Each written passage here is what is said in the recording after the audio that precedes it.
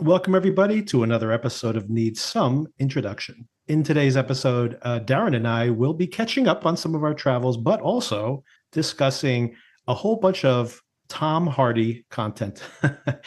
Did you by chance get a chance to see Havoc? Have you watched Havoc, Darren? I turned it on and I started. I probably watched a minute and went, Oh, yeah, not in the mood for this right now. But it's on my list, and I've heard mixed reviews about it. So I'm not rushing to see it. But yeah, it does sound very interesting. I'd be very curious to have a conversation with you about it because it is all action, nonstop action. Mm. There is, I'd say, for about the first 40 minutes, there's a lot of setting up and who's the bad guy and what's actually going on. And I honestly don't know why they spend so much time on that. It's actually a pretty solid procedural and has an incredible truck chase scene at the very top, which I think is very CGI influenced. And I always prefer, I prefer my, car truck chases on the highway to be legitimately like to live and die in LA, like actually driving a car in the wrong direction on the highway and hoping for the best. That's the kind of, that does create edge of your seat thrills for me. But for something that is very CGI, it actually is very visceral and exciting. But once again, I'm not sure why they have this 40 minutes of buildup because there's a scene in a club that you were going to watch multiple times. I rewound it multiple times, and it's very long, and it is about 40 minutes into the movie. And from that point on, it is just the most insane and brutal action. Someone's going at, like, it literally is a machete fight where people's just like chopping limbs off. It's very much like Gangs of London, I should say, but even like on a bigger budget, and it's absolutely bonkers. And really your mileage may vary on that. Like I said this in my letterbox review, that I like the part where they literally end up in a cabin in the woods, and there are Chinese triads popping out of the floor, blood covered because of all the violence that's going on, swinging from the rafters. It literally is like you're in an Evil Dead movie. I'm pretty sure that's what they were trying to do. The only difference, of course, is that everyone's getting machine gunned left and right and blood spatter everywhere. But this is probably the volume of blood at the end of this movie is probably in league with an Evil Dead movie. So if you're in the mood for that, like literally someone gets harpooned through the head and survives and is like fighting as they're dragging themselves through the harpoon string. Once again, it could be right out of an Evil Dead movie. And it is visceral and insane and probably not a good movie. I gave it 3 stars and I'm like, this is not a good movie, but it's very watchable. If you go for that kind of ultra violence, it is very watchable. I That's do want recommendation enough. Yes. So that, yeah, okay. I'm down for the harpoon at least. it's very very impressive. The and the only thing as I'm watching this movie, what I'm thinking is I want this director who wrote this script for himself, by the way. I want this director to get his hands on, whether he writes it or not, a really good script, and I want to see what he can do with better material. That's what I would say. But it is, if you are in it for mindless, like you keep thinking, why are they still running at him when 40 people have just been machine gunned? Why are they still running without body armor or anything on? If you just accept that in like 90s action movie mindset, it is very fun in that way, in that specific way. But that's a mild recommendation, let's say. Excellent. Yeah, I saw possibly it's a war movie, but it's on the other end of the spectrum. It's called Warfare. Mm. Yes, I very And I much saw want to see that this. at the cinema. You need to see it at the Yeah. cinema. The sound design is incredible, and it really hit me quite hard. This film, it's yeah, you've probably heard about it. Yeah. It's based on a real life situation. It's directed by Alex Garland, and Mm-hmm. also a veteran of this situation in Ramadi in Iraq, and it takes place in over about 1.5 hours, which is the space of the film. And yeah, I really felt it hit me pretty hard, and I really respect the filmmakers for doing this. It is a very anti-war film, and yeah, if you think you want to go to war after watching that, I mean, you're just crazy. It's brutal, it's violent, it's very real and visceral, and yeah, the actors all bring such integrity to the material, and Yeah, really enjoyed it. And it's got a fantastic opening scene as well, where you kind of meet them. They're all just standing around a computer screen watching the music video for Call on Me, where it's the aerobics class. And they're all just kind of getting jazzed up for their day while watching this. And you can see the different personalities of the guys come out, and really that's the only time that there's a little bit of joy in the film apart from their escape towards the end. But see that in the cinema if you can.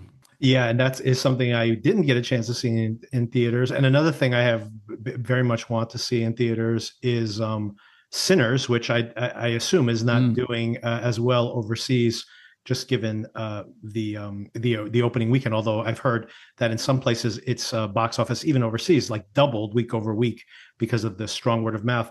But in the US, this thing is going to turn into a massive phenomenon. Like after week 2, it basically made as much money in its second week as it did in its first, which was a Easter weekend. So it would have been already an inflated weekend to start with. And this thing is going to be one of the highest grossing R-rated movies in the US. And I have to tell you, I saw the trailer for this movie and I thought this was going to be a mess. So I am really surprised that people are universally loving this movie. So that's another thing I want to definitely see in theaters, because I have heard that I don't want to wait for to watch it at home. I heard that is something to see like in IMAX. And now that Thunderbolts is coming out, this weekend, getting very good reviews, by the way, surprisingly. Really? Yep. The review, very surprising. The embargo just ended today, and people have been raving about the movie. So it's going to be a good sign that we have something that is, they've joked in the trailers that it's like an A24 version of a Marvel film, and apparently that is exactly how the description of the reviews have been coming in. Some are less generous than others. Some are just saying like, "Oh, it's an above-average Marvel film." But the very positive reviews have been really glowing, and they all say that Florence Pugh completely steals the film, and I'm a huge fan of hers. So huge fan. I love her in anything I see her in. She's just absolutely a star. They say that this movie is very emotional, the Thunderbolts movie, and they go that there are so many times when it's not in the script, it's just like reading her face is that selling all that emotion. So it might be one of those things where the material is aspiring to something and maybe not able to get there, but she might put it over the line, and that might be where some of the enthusiasm is coming from. So I'm very much looking forward to, I wasn't even thinking about seeing that, but now whether I watch it at home or watch it in the theater, I'm just happy to hear that it's good. Because I do like, it's not that I love the Marvel films, I do like all those actors in that movie, by the way. So I am a fan of most of that cast. So I am glad to see that they get a good product to be in. And I'm always happy to see a good movie rather than a bad movie. So, I mean, that Captain America film was awful. Absolutely. That was rough. Awful. Yes. So yeah, anything could be better than that, I'd have to say. And I did like the Deadpool film. I thought it was funny. So, hey, if it's that good, I'll probably be like, fine, that's good. But if it's better than that, then good. Got on them. Well, if it's above average, then above average for a Marvel film, then that's worth seeing. I think if you're into that type of thing, because I mean, we've seen some rough ones lately. So absolutely, yeah, that sounds good. Before we get into the Mobland breakdown, which is, by the way, everybody kind of buried the lead there. This is primarily what we're going to be talking about, is going to be the 2 most recent episodes of Mobland. But I did have that recommendation for you that I thought you might be interested in. I started watching this right before I went on vacation, finished watching it in the middle of my vacation. It is available on Amazon Prime, I think everywhere, not only in the United States. It's called The Narrow Road to the Deep North, which was a best-selling novel written by Richard Flanagan some probably 10 years ago or so, directed by Justin Kurzel, who I am a fan of in general, and with an Australian cast. This is set Australia's involvement in World War II, and Jacob Elordi plays the younger version of this Dorigo Evans. I can't pronounce that name. It's an odd name for an American, I say. And Kieran Hines plays the older version of him. And it's him reflecting on this younger time when he was interned in a Japanese prison camp. But also he had this affair with this young wife of his uncle, played by Simon Baker. And the first episode of this series, there's only 5 episodes long, but the first episode of this series is absolutely stunning to me. It is taking place in the recollection of the older man as he's remembering these different fragments of his youth. And you see these young guys, speaking of what you were saying about warfare, these young men, because that's part of this fragmented memory he has of them during wartime, but the camaraderie between them, or the matesmanship, as they call it, between the guys. And at one point, the older version of him, this woman is saying that he maybe is glorifying war in his writing. And he says, war is many things. And she goes, I know that, even though she's much younger than him. And he says, no, you know the one thing, but war is many things. And he's talking about how there was this real camaraderie and closeness of the men during this period of time. So it's all those things at once. And that first episode for me was absolutely breathtaking. The whole series, the whole 5 episodes, doesn't quite live up to that first episode, but it is still very, very good. And beautifully, like, the cinematography is incredible. The performances are fantastic. There is some truly brutal. I don't even know how they pulled off some of it. This is practical effects, but some of the, he is a doctor, and the surgery he's doing on the men in the prison camp is absolutely, terrifying and grotesque, but not to be, it's not like a horror film or something. It's just being realistic, and it is very difficult to watch sometimes. But if you can put up with some really brutal visuals, and also just these men slowly wasting away, all these actors lost a lot of weight during the filming of the series itself. If you can deal with that, it is very powerful, I think. And especially, like I said, those first couple episodes are absolutely amazing. That's a cool recommendation. Yeah, I'm a fan of Justin Kurzel. He did The Order last year. Yes, very good. And he did another movie called Nitram, which is pretty controversial, about one of Australia's biggest kind of tragedies, shootings. And that's interesting that it came out a couple of weeks ago. So we just had Anzac Day here, which is like our Remembrance Day of veterans. So we have a dawn ceremony. So a lot of people, myself included, and my family, we got up at just before dawn to go and listen to a couple of speeches and listen to just pay respects to the veterans of our wars. And one of our greatest disappointments, or which is Gallipoli, which we got our ass handed to us by the Turks. But it's a source of a lot of pride for us, and so a lot of remembrance, and it's a lot of feeling, and we go every year, and it's really quite emotional when you listen to these guys speak about their experiences. So I'm interested to check that out. Yeah, I think especially you may find it even more relevant, given that, honestly, for me, speaking of, we talked off mic or before we started recording about me visiting Georgia for the first time, and just being confronted with history that I knew, but not seeing the complexity of living amongst people who have lineage, on both sides of this war, the Civil War, down in that period of time, and how they are still trying to reconcile that. And it was, eye-opening, to say the least, for me. But simultaneously, I was watching this series, and honestly, about, and I always find this fascinating when I watch movies and series as well. I knew nothing about Australia's involvement in World War II, and it was truly fascinating to just see this whole unseen chapter of history for me. And but I thought it'd be intriguing to you, given the fact of some of the things you just were talking about. So definitely recommend it. And it's available on Amazon Prime.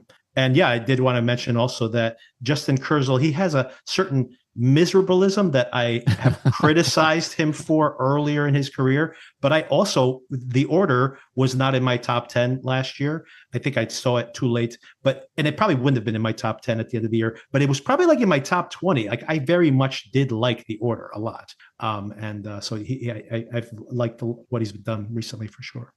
Excellent. I've got one other film that I saw, which is a recommendation, and I think you talked to me about it a couple of months ago, and that's Kneecap. Yes. Yes. I knew I would love it, and finally got the chance to sit down and watch it, and love the music, and these guys acting in this film. I actually couldn't believe that they were. That's them, right? I know. That's them. Yeah. Even the DJ. I thought the Mhm. DJ Yeah. they'd plant an actor because he was so good in the film, and yeah, the music bangs, and to learn about the Irish, the Northern Irish or the North of Ireland. Mhm. I'm not Yeah. quite sure how they say it. Incredible film. So much energy, and the way that they interpret the Irish language as Mhm. something that's of such pride to these people is incredible. Yeah, and they're in the news at the moment, which Yes. kind of Yes. yeah They have been helped in the me, news again. Yeah. pushed me to watch the film. But yeah, I mean, you can watch the film on its own without all the noise around it and just enjoy it. Yeah, it's great. Yeah, I do also recommend that very much. That was another film that was definitely on my like short list, maybe not top 10, but definitely in the mix at the end of the year last year. Also with Michael Fassbender in it. I felt like I did see your review for Black Bag, which you weren't a huge fan of, and you were disappointed in Mm. how they used Michael Fassbender. I'm like, maybe he wanted to watch Kneecap to get a different flavor of Fassbender right away, a palate cleanser for himself. But It worked. Yes, and there's been some controversy about the band, and I don't want to get into the political statements they've made, but it is a very entertaining film. And if you take it on its own merits, not only is the music entertaining, but their own political stance on trying to preserve the northern or the Irish language, I should say Gaelic, in their rap as well. So very fun. Yeah, I agree. This is a really another really eye-opening experience. I watched that almost at the exact same time I was watching Say Nothing, that Mm. about the Irish, the troubles in Ireland, and I just found that was like a very interesting. I was watching the two things at the same time. I'm like, wow, what a weird like post, like almost like a coda on that. No, the Say Nothing miniseries. Yeah, powerful. I mean, we've Yeah. got a language here, like an indigenous language called Noongar. My wife's a music teacher, and she tries to incorporate the Noongar language in some of the performances that she does, and people are really on board with it because it's spoken by such a small amount of people, but it has such a history to it. So, yeah, we really enjoyed that aspect of it. All right. I was also planning in this episode, just already packed with us discussing all the things we've been watching, to talk about a preview of what's coming for May releases, but I'm going to not do that because it's a pretty long Okay. list. And you know what? We will be discussing tomorrow, if you're available. We'll discuss the first, or as much as you've watched. I did watch. We'll be discussing Andor. Period. Let me just finish that sentence first. And Let's do it. I finished the first three episodes from last week. Tonight, three more Hmm. episodes are going to be available. I can't imagine I'll be able to see all three of them, but whatever we get around to, we could just discuss the first three or some of the next three, whatever we can. We'll have a conversation about that tomorrow, and I will also do the May preview at that point because we got two whole episodes of Mobland to talk about. So, Yes, let's do it. okay, let me quickly do a rundown of episode 4, Rat Trap. So, some key plot points, and then I'm going to have you interject on any of these, as many of these as you'd like to elucidate. So, first of all, Conrad, of course, knows now that Archie's body's been found. And then how does that? Then there's obviously a mole. So Archie was not the mole. Who could the mole possibly be? He says, who else could be? I knew about it. Harry knew about it. You know, Mave, immediately, she's just like, kill Harry, kill him. But that's just Mave. Mave just being Mave. Meanwhile, Jan, who's Harry's wife, is getting closer and closer to this friend of hers, which, of course, no surprise here. I got to say, very few surprises in the You picked reveals. it, didn't you? Yeah, I was just like, that girl, like episode 1, that's a police informant right there. Actually, I didn't think she was a police informant immediately. I was like, she's a police informant, or she's working with the other mob family. Turns out she's a police informant. And maybe she's the one who's leaking this information, but then how would she know? I still don't think it's her, even though it's hinting in that direction, because she would not know about where Archie's body's buried, right? And then there's this whole confrontation that Bella has. She's staying at this hotel. Apparently, there's something going on with her and Kevin. They're definitely trying to play up this sexual jealousy when she runs into, or he goes to confront, because he's Harry, that is, has gone to intimidate this other guy, get the copy of that recording that she wanted. despite the fact that he's kind of done this favor for her, she's not very appreciative. And she goes, okay, fine, but I'm still going to continue this. He's really against it. And then, of course, coincidentally, we have that Kevin shows up and then he makes up some cover story that she does not back up. So now whatever that sexual jealousy is there, and of course, he should be a little sexually jealous because she does seem to have a thing for Harry. But this is all, piquing Kevin's interest and his potential insecurities. And of course, we find out that she was his dad's mistress to start with. This is all a setup by his dad. Yeah. That's creepy, isn't it? Very, very much so. And then Conrad shows up and talks to Jan, saying, like, are you the leak? Are you the one who's leaking? Don't say anything outside of the family. And never tell Harry that I've been here. But of course, she does tell Harry, which makes me think that, well, Harry is, and maybe we'll leave this for the whole end. I'm wondering what the structure, like, what is the structure of the show? I'm still not sure what the show's about at this point, but we can save that for the end of the conversation. And then, of course, we, once again, not a surprise. We kept waiting to see what is the other shoe to drop. It's no shoes are dropping here. Mave told Eddie to kill Tommy, and he did. That's what happened. Yeah, just like that. I was like, oh, okay. That's it. That's all there was to it. And because she wants a war because she thinks that Conrad's getting too soft. He wants to be a legitimate businessman, and she's not on board with that. Yeah, and then by the end of the episode, we see Alice, which is Jan's friend, is reporting to Detective Fisk. Fisk is basically saying, hey, can you like flirt with Conrad and get into his bed? And she's like, I don't want to end up dead at the end of this. I'm not sure I'm willing to go that far for all this stuff. Oh, and importantly, of course, the cliffhanger from last week was this whole, or from the previous week, I should say, was this whole question as to whether this club owner, this bar owner, was going to be able to hold up under interrogation. And he goes, you know what? I need to, what's this guy's name? Richie? Is that his name? That he needs to see somebody in action. And I just get my gut feeling. Oh, yeah. And what do you think when he sees Harry go in there and just like brutally stab this guy? How do you think he read all of that? Man, I actually really like this episode, and you just brought that back to me, that scene where he just goes in there and just destroys this guy. Yeah, brutal. I mean, you're just saying Harry is just the ultimate badass, aren't you? I mean, he's just gone and destroyed him. I'm speechless. When I saw that, I was speechless. Yeah. So that was a real positive of this episode. I really liked Conrad as well when he was, you could see his creepy charm on this this police informant. I thought Pierce Brosnan was doing an excellent job there. Sorry, I'm just doing my overall kind of vibe of this episode. Eddie's still not doing anything. I had such hopes for this guy. I know. And he's just the background character. Yep. He just doesn't do a thing, which is a bit frustrating. But overall, this episode, was doing it for me, especially with that violence. Yeah, I liked this episode, even though I have some of those question marks about where the show was headed. But maybe my criticism comes in after this 5th episode, and we are now halfway through the season. So, now something's going to have to be. And lots of things have happened, like people have died and been dismembered, etc.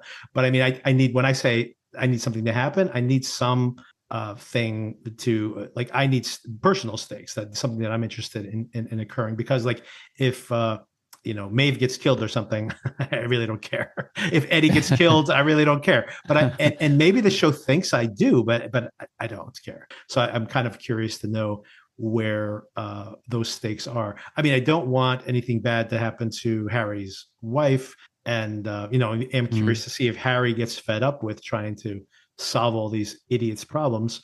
But that is where my curiosity is. But I still don't know if the show has told me what I'm supposed to be paying attention to. But there are even more. They keep adding new little plot elements that we're supposed to be paying attention to. So I'm kind of confused exactly what I am supposed to be paying attention to. Am I supposed to care, for example, about Bella's blackmailing her dad? Am I supposed to care about the younger brother and his Serafina and like this business plan that they're putting together. I'm still unsure as to what I should and should not pay attention to as I watch the show. Yeah, I tend to agree. And just in going back to when you asked about Richie, I don't understand what Richie's mind games Right. he's playing. I don't quite understand. He's one of the best characters, if Yeah. not the best, in the show, Right. but Right. I don't get what he's doing.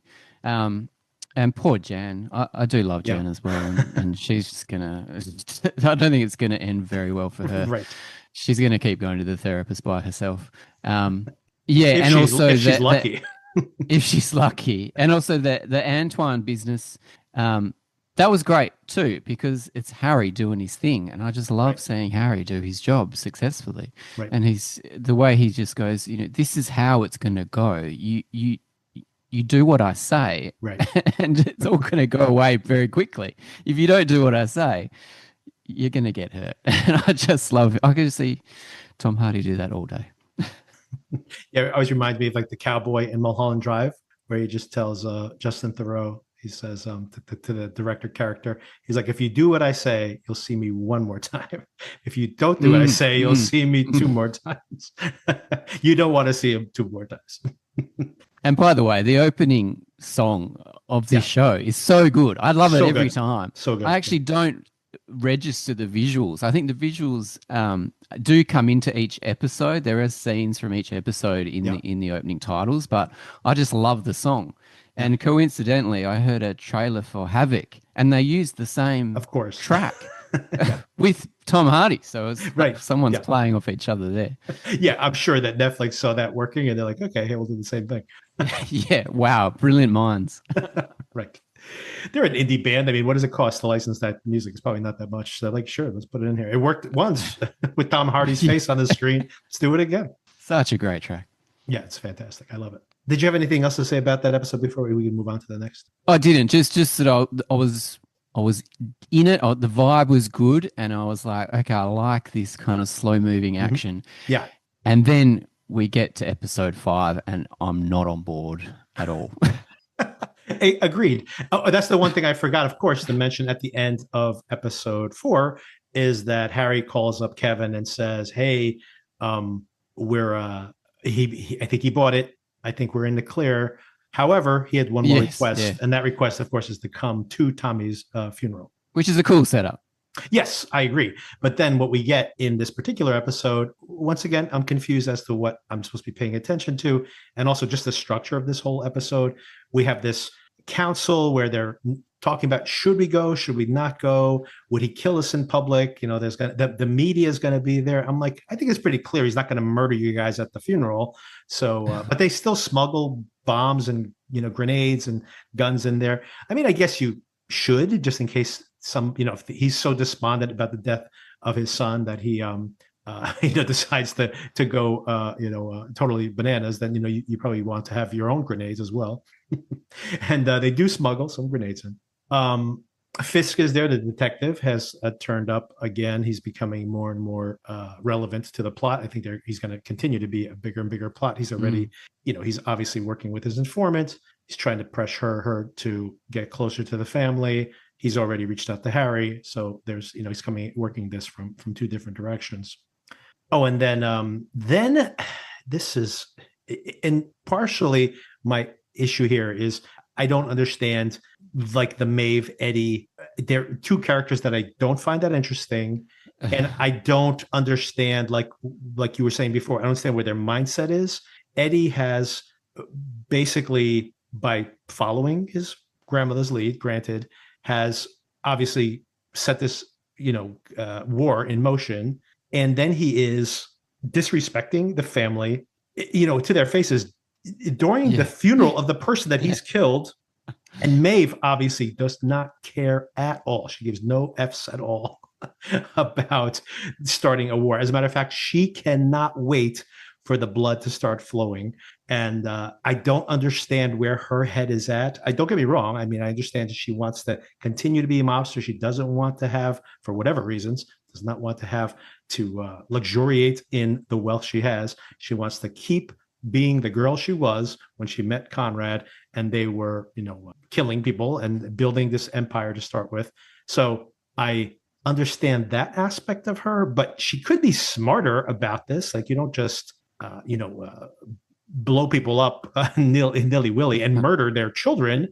You obviously are escalating things like crazy. But how do you feel about Mave, Eddie, and what they're doing plot wise? Yeah, it was a very memorable scene where they greeted Richie at the front of the funeral. Richie and his young wife at the front of the funeral. I mean, Eddie at least does something completely ridiculous, by the way. Calls him Richard. But it was very memorable. So at least something is happening there, and then Maeve proceeds to get pissed at the funeral, which is, but I just don't understand why you invite all these people, their extended family, to your funeral of your son, just to stare him out and to Right. make your wife uncomfortable for no real reason. I just didn't see the point of that. Maeve continues to chew the scenery, and that's fine. But yeah, it's just very confusing episode, very confusing.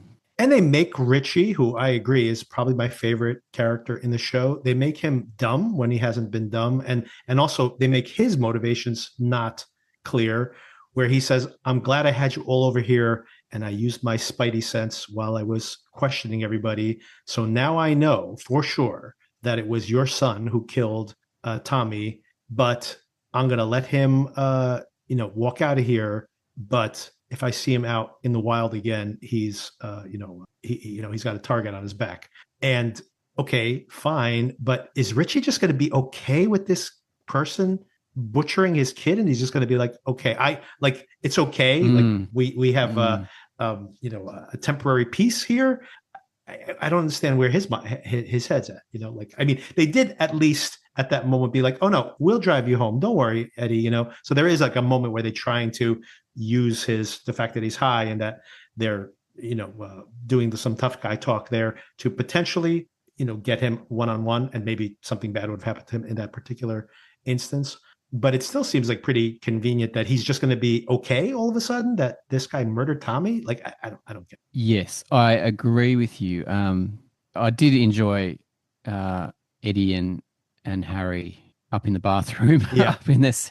Like again, I love Harry doing his thing, and Eddie is really. I had high hopes for him. I thought he could have been the younger generation of these gangsters, but he's just a bit of a knob, and he's not showing any real balls to kind of grow into what Maeve expects him to become.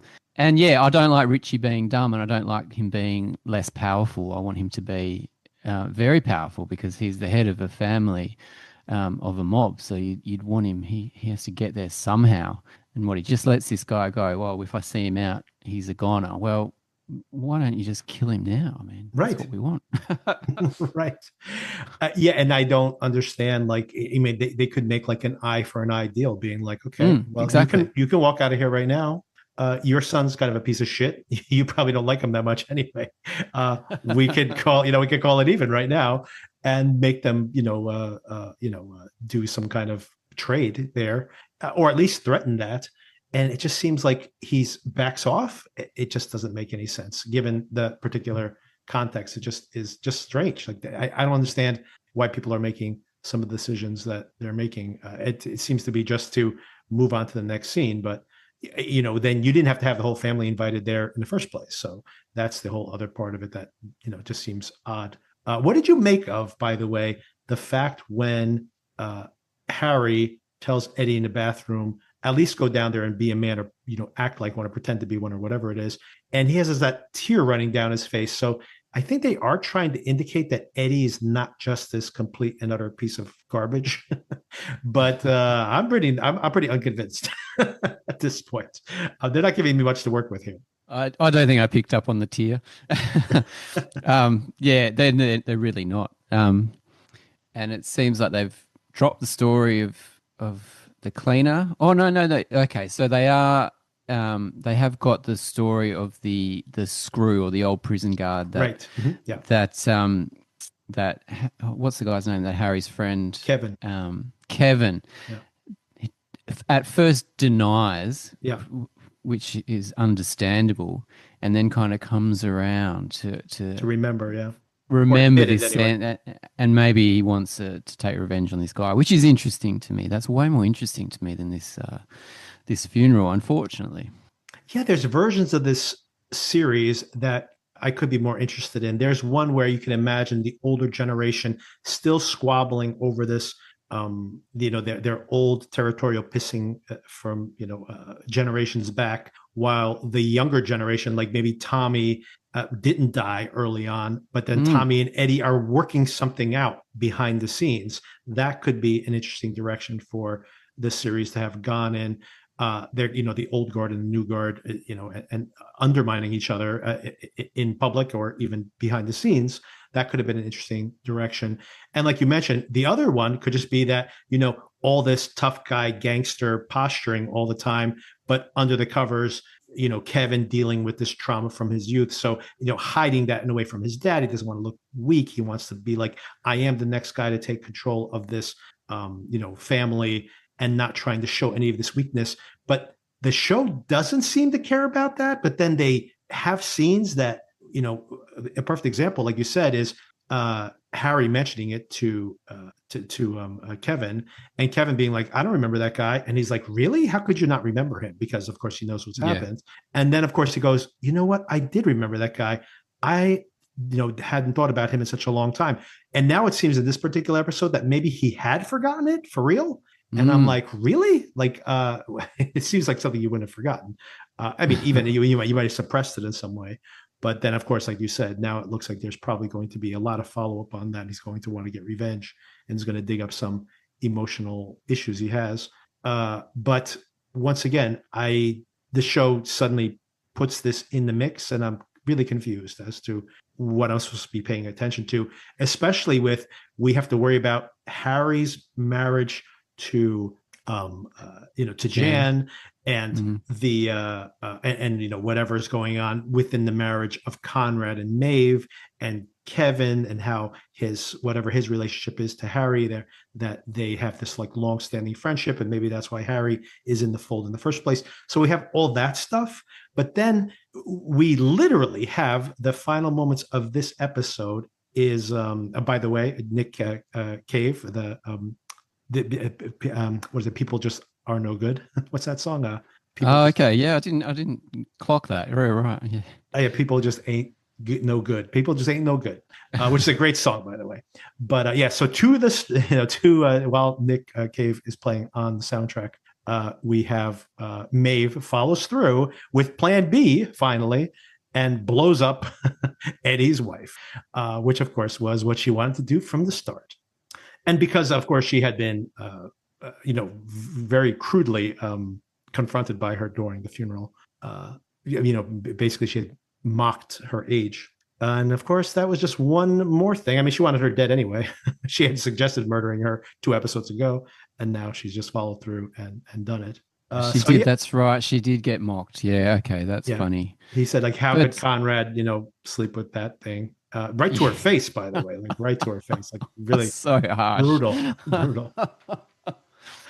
But And as soon as you saw the young wife at the yeah, end there, you knew exactly what was going to happen. right. As soon as she walked out into her car, and I'm sorry, but that CGI of the car blowing Yeah, up, it looked like some bloke could do it on his home PC.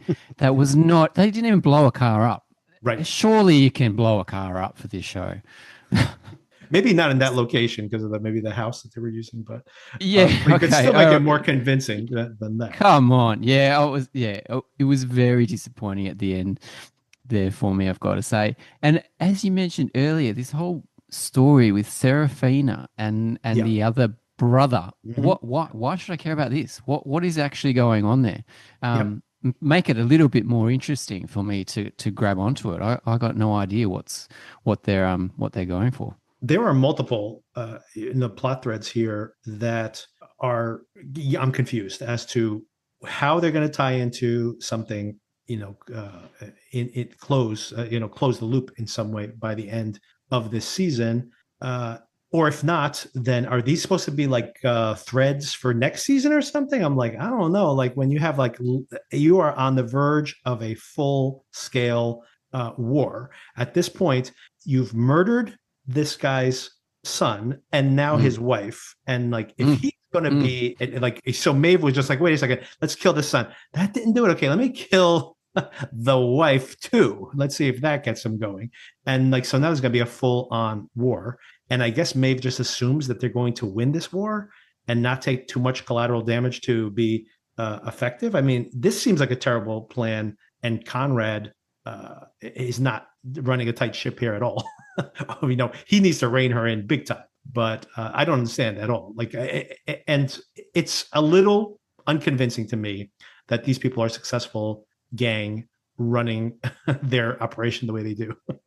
But I guess that remains to be seen. Maybe this is their downfall. So we have to. Maybe that's yes. Yeah, look, I don't want to be too negative about it because it's still entertaining and it's still great to see Tom Hardy. And now at least, again, something big has happened, which is the first big thing that's happened since Tommy died right at the start. So, right. Yeah, let's hope this sets off a whole lot of things in motion that we can really care about, because I don't want to have to kind of flail again next episode to try to grab onto something. Right. Yeah, and I think that, and I was being very negative because I'm kind of analyzing it as opposed to just watching it.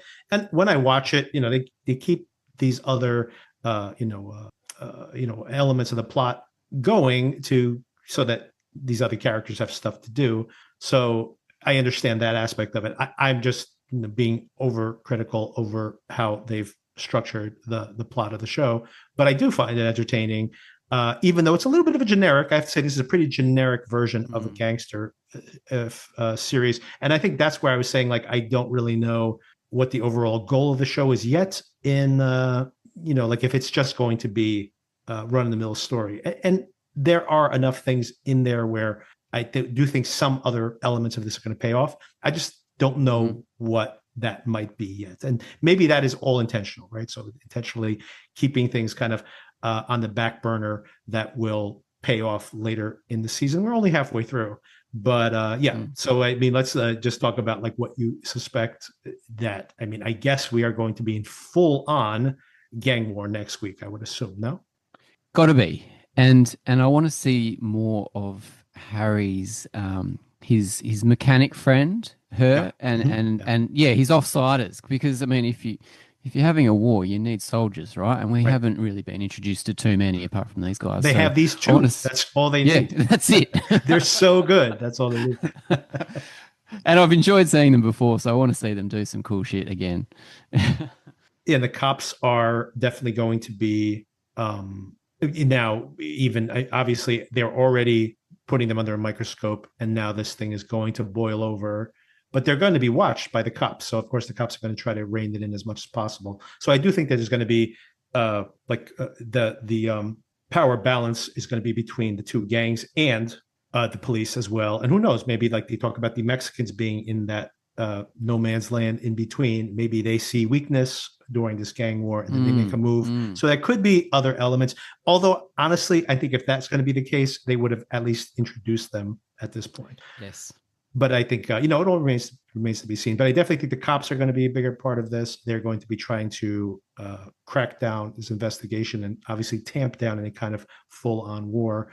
But I think that's going to be impossible at this point. Within the family dynamic, you have to assume that Conrad's going to be really pissed off at Mave, right? Maybe he can finally talk to her. I watch these people like talk to Mave, talk to Eddie, and figure out what's actually happening in their heads. To be like, why would you do this? Because, she's obviously done this behind his back. So, and she's going to be like, he insulted me. Or I should say she insulted me. And it's like, Maeve, you insult everybody. That's not an excuse to go murdering wives. And she's definitely going to have a target on her back too. Oh, it's stunning that she's got to the age that she is when she acts like this. All right, maybe here's a weird question to ask you. Sometimes when there's like a mystery show or, like the White Lotus, try to speculate on who is going to be killed, who's going to be the murderer, those type of questions, or who's the, what's the bigger conspiracy? Here's the question I have for you, because I have a list running in my head. Okay. Which one of these characters do you want to see get killed and really like they're in Havoc? Which one do I want to see take a harpoon to the face? Wow. Because I have a lot of people on my list. I have to say. Harpoon Eddie, you'd love to see him take I a would love to harpoon, wouldn't see you? a harpoon go right through Eddie's head. It would be fantastic. And I don't know if I want to harpoon Mave, but I do want to see her die in some some horrible way, and so that Conrad actually remembers his love for her. Yeah, that's my number one and number two for sure. Eddie and Mave are on that list, and then everybody else is a big step down from there. Conrad though is he's third on the list, but not but they're Eddie and Mave are on they're in a league all their own. But I and do my want to see favorite. this sexual twist between Conrad and the informant as well. Yeah, you think that's going to pay off? That would be really funny if she goes on a date with him and Where she gets way over her head. see, that's an interesting show to have too. And I don't think the show has room for that here. Like you could imagine a version of the show again where this is a slower boil and they prevent some kind of giant war from breaking out because they haven't murdered multiple members of the other family, which of course, like I said, there's no turning back now. But you can imagine where they're trying to prevent this from getting out of hand.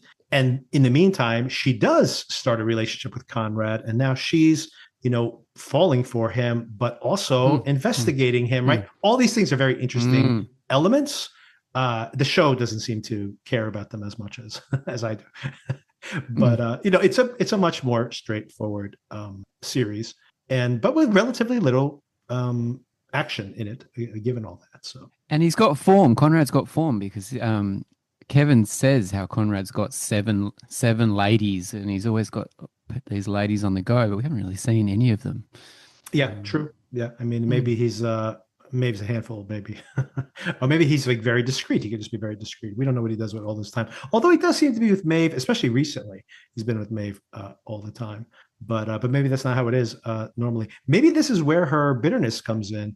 That's maybe another direction the show could be going in. She is trying to subvert him, and that maybe by blowing everything up, that she's setting up maybe Kevin. Maybe she's using Eddie, and she's making Eddie sound like he's the real leader of this family. That's the right kind of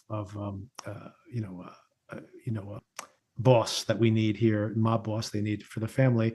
But maybe that's not her intention. Maybe he's just a weapon that she's using to set up this war. So it blows back on Conrad, and then who ends up in charge? I don't think it's her. Maybe it's Kevin. Maybe it's Serafina. No, I'm just kidding. Can't imagine that. She's sitting on the throne at the end of this thing. Yeah, at least Eddie is a weapon. He's no leader, but he can be deployed as a weapon. Yeah, and she can manipulate him very easily. I think that's primarily how she's. So I think a lot of things she says to Conrad about how like that's the kind of leadership the family needs. I don't believe that. I think she's manipulating Eddie in a way to get what she wants, which apparently is to, I don't know, blow up the family. She seems more or less. I mean, if maybe you have a different read on this, she seems more or less unhappy with the fact that the family is trying to go legit. The fentanyl problem again. Yes, she wants to sell fentanyl. That's what she wants to do. She doesn't want anyone getting in their way, because that always goes well when you start using fentanyl. It's always a happy ending for all those people. Well, at least they're happy at the end, so maybe. But so yeah, and now we have 5 more episodes, which seems like a lot of runway for this show, to be honest. But we'll see. We'll see where it might kick into a different gear. Yeah, it certainly does. And with the writers or the creators from the Day of the Jackal and from the agency, right? I was expecting something a lot different to this. So hopefully we've got a way to go. Yeah. Yeah, I agree. I think that when you think about how intelligently the agency was written, although structurally it's copying the template of this very well-respected French series, so maybe that took care of some of the plot elements. But even just the interpersonal scenes in the agency, I thought were really, really strong. And I find so much of the interpersonal dynamics in this show either a little thin or just confusing. Like I'm not sure what the actual dynamics are oftentimes between some of the characters. And like you said, the Day of the Jackal, which had these, amazing action sequences. Action, yeah. So curious, but maybe, like I said, we're only halfway through, so maybe the show has a different gear that it's, this has all been set up until this point, possibly. And talking about interpersonal scenes, we can talk about the weight of interpersonal scenes tomorrow with Andor. Yes. Yes. And so do tune in, everybody. We'll have a conversation about Andor, the first 3 episodes last week. And yes, maybe you'll get a chance to watch a little bit more of it today. So cannot wait. And of course, tonight we get, or tonight here, I guess it's your morning, you get another episode of The Studio. Have you been watching that? The Studio. Yes. Yeah. Love The Studio. It's a very easy watch. As soon as I see it, just put it straight on. Seth Rogen is just he's a star, isn't he? Directing and starring and doing everything to a great level. Writing as well. Yeah. Fun. Another fun episode. Every episode is different. And yeah. A lot of long takes, though. All of them have very long takes. I love the long takes. Yeah, I had a look. There was an article about the camera that they used, and the camera operator's a bit of a star. Very athletic person to be able to keep up with these conversations. I like the whole episode last week where he's trying to convince the doctor that what he does is as important as being his doctor. Turns out to not be the case by the end of the episode. Of course, here's another one of basically that he has a really embarrassing pratfall in pretty much every episode of the show.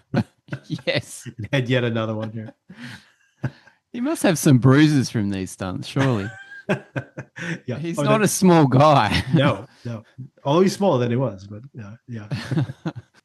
All right, Darren. Thanks again. We will meet again soon, everybody. So we'll probably have that episode within the next day or two, the Andor discussion. And of course, we will continue to discuss Your Friends and Neighbors, which is also ramping up plot-wise. And we'll see how that turns out this week as well. Awesome. Cheers, Victor. All right, Darren. Thanks.